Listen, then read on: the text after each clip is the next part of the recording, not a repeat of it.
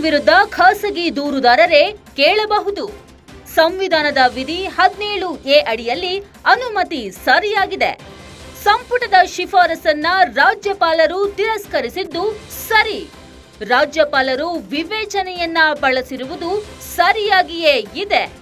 17A ಅಡಿಯ ಆದೇಶ ಸಮರ್ಪಕವಾಗಿದೆ ಎಂದ judge.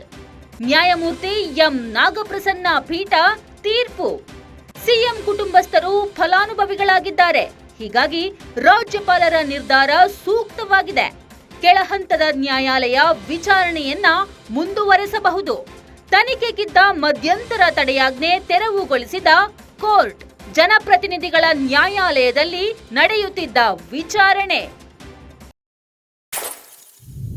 CM ವಿರುದ್ಧ ಖಾಸಗಿ ದೂರುದಾರರೇ ಅನುಮತಿಯನ್ನ ಕೇಳಬಹುದು. ಸಂವಿಧಾನದ ವಿಧಿ 17A ಅಡಿಯಲ್ಲಿ ಅನುಮತಿ ಸರಿಯಾಗೇ ಇದೆ. ಸಂಪುಟದ ಶಿಫಾರಸನ್ನ ರಾಜ್ಯಪಾಲರು ತಿರಸ್ಕರಿಸಿದ್ದು ಸರಿ. ರಾಜ್ಯಪಾಲರು ವಿವೇಚನೆಯನ್ನ ಬಳಸಿರುವುದು ಸರಿಯಾಗಿಯೇ ಇದೆ ಎಂದು ಕೋರ್ಟ್ ಹೇಳಿದೆ. 17A ಅಡಿಯಲ್ಲಿ ರಾಜ್ಯಪಾಲರ ಆದೇಶ ಸಮರ್ಪಕವಾಗಿದೆ ಅಂತ ನ್ಯಾಯಮೂರ್ತಿ ಎಂ ನಾಗಪ್ರಸನ್ನ ಪೀಠ ತೀರ್ಪು ನೀಡಿದೆ.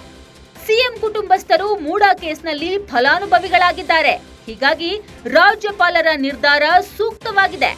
ಕೆಳಹಂತದ ನ್ಯಾಯಾಲಯದಲ್ಲಿ ಸಿಎಂ ವಿರುದ್ಧ ವಿಚಾರಣೆಯನ್ನ ಮುಂದುವರೆಸಬಹುದು. ತನಿಖೆಗಿದ್ದ ಮಧ್ಯಂತರ ತಡೆಯಾಜ್ಞೆಯನ್ನ ಕೋರ್ಟ್ ತೆರವುಗೊಳಿಸಿದೆ. ಜನಪ್ರತಿನಿಧಿಗಳ ನ್ಯಾಯಾಲಯದಲ್ಲಿ ನಡೆಯುತ್ತಿದ್ದ ವಿಚಾರಣೆ ವೇಳೆ ನ್ಯಾಯಮೂರ್ತಿ ಎಂ ನಾಗಪ್ರಸನ್ನ ಅಭಿಪ್ರಾಯಪಟ್ಟಿದ್ದಾರೆ.